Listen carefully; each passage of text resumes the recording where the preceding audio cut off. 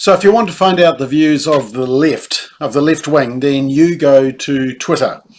Sometimes Facebook, but generally Twitter is where the left hang out, the media hang out, and unfortunately that's part of my job. To find out what the opposing view is, I need to go to Twitter, because the left wing generally gets their viewpoint on Twitter and tends to shut down any right-wing view. But then someone comes along and says they want to buy out Twitter and they want to open it up to free speech, and the left go ballistic. Let's check it out.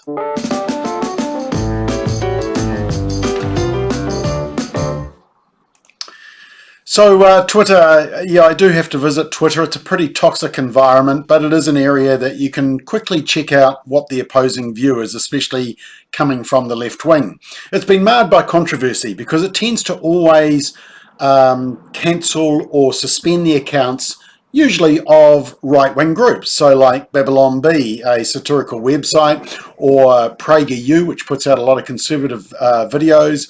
It also targets right-wing commentators like Milo Yiannopoulos, I think is how you say it, and other right-wing commentators, especially anybody who says only women can get pregnant. That's a surefire way of getting you suspended on Twitter if you're famous enough on Twitter. And also it's gone after politicians as well, some Republican politicians, and also, of course, the most famous one has been Donald Trump. But the interesting thing is that it's never been consistent. It always tends to target right-wing commentators and groups. It suspends their accounts, but not left-wing. And it even doesn't target terrorist groups. For example, the Taliban.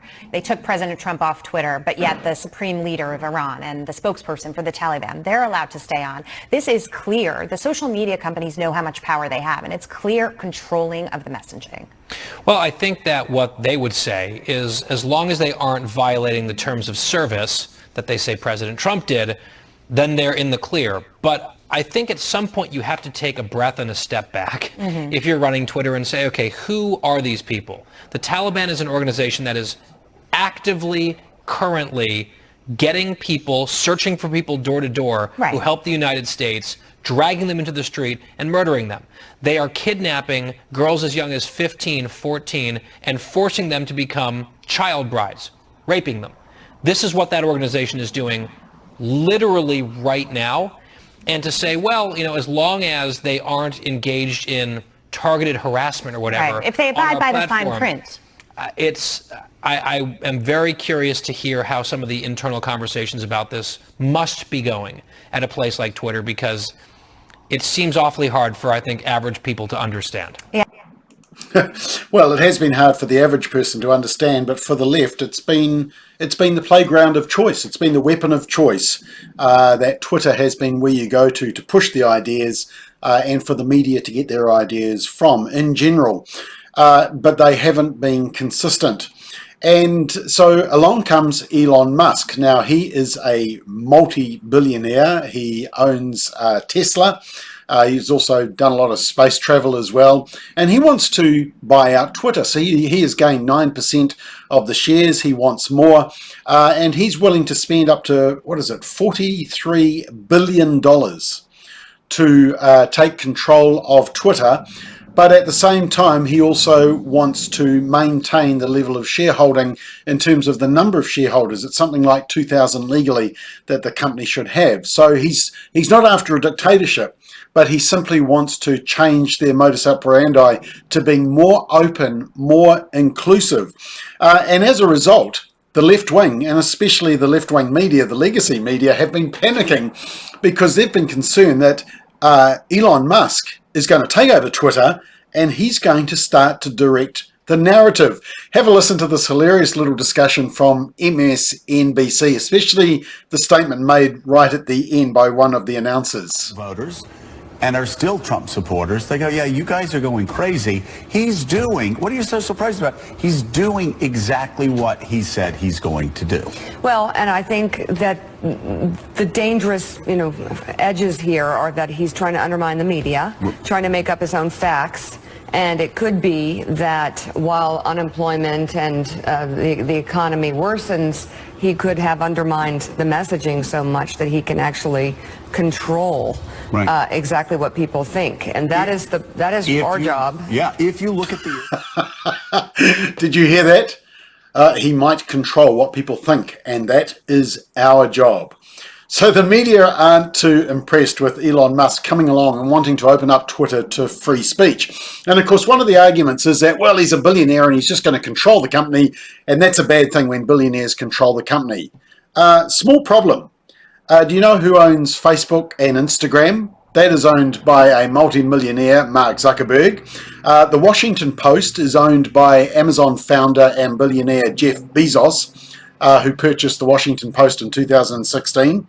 The Atlantic is owned by the widow of Steve Jobs, who became the majority owner, and that was prior to the 2016 election. And guess what? The Atlantic endorsed Hillary Clinton as president over Donald Trump. And Time magazine is owned by billionaire Mark Binoff, the billionaire CEO of Salesforce, who has purchased Time for $190 million. And of course, Time magazine, we know, couldn't stand Trump and was very derogatory towards him, but has been a lot softer on Biden. And one more, Los Angeles Times is owned by a billionaire biotech businessman as well. So that argument doesn't wash. I actually wanted to show you some clips from the TEDx talk that Elon Musk did, where he explained the reason he wanted to purchase Twitter, but unfortunately YouTube won't allow us to take some clips from that.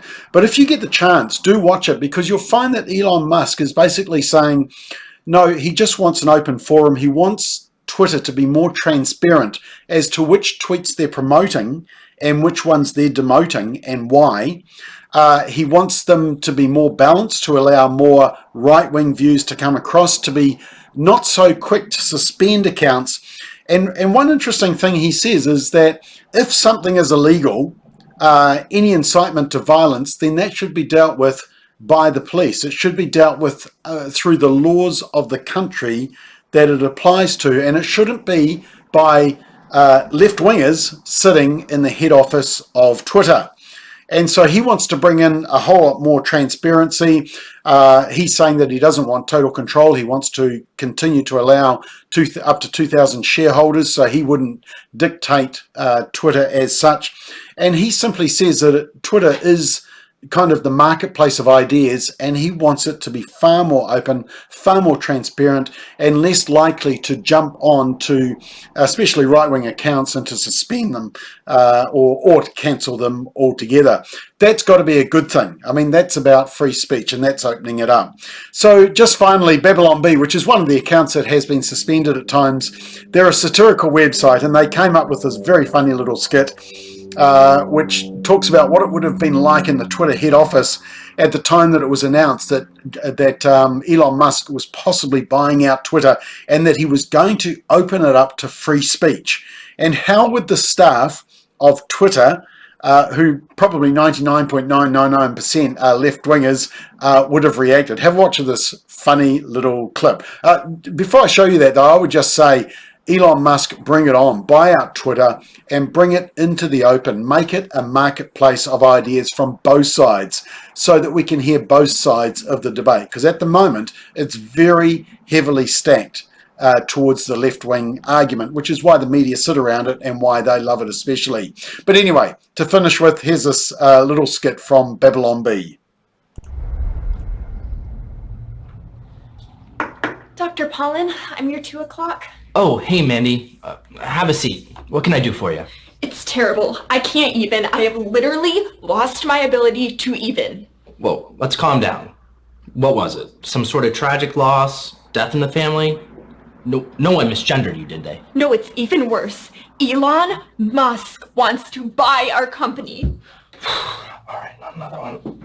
All right, just tell me, what is it about Elon buying Twitter that actually bothers you? And remember, this is a safe space. There's no judgment here. If he buys our free speech platform, people will be able to have free speech on our platform. Well, that's just stupid. All right, let's get to the bottom of this. Let's go a little bit deeper. What exactly bothers you about somebody having free speech on our free speech platform? If we don't have the unilateral power to ban ideas we don't like, we'd actually have to discuss and defend our ideas based on their own merit. And what's the problem with that? It's just everyone who disagrees with me is a Nazi. So it's imperative that I change their mind with force and violence. Very interesting. Now, let's try something else. I'm going to hold up some shapes, and I want you to tell me exactly what you see. Nazis, Nazis, Nazis. That one kind of looks like a lip. Nazis, Nazis, Adolf Hitler, Nazis. Oh, I know that one. It's the Hindu symbol for peace. Namaste. Nazis, Nazis, Donald Trump. No, wait, it's still Nazis. Fascinating. Now, I'm going to ask you a question. I want you to answer honestly. Is Elon in the room with us right now? Yes, I see him at work. I see him at Whole Foods. I see him when I get into my Tesla. He's everywhere.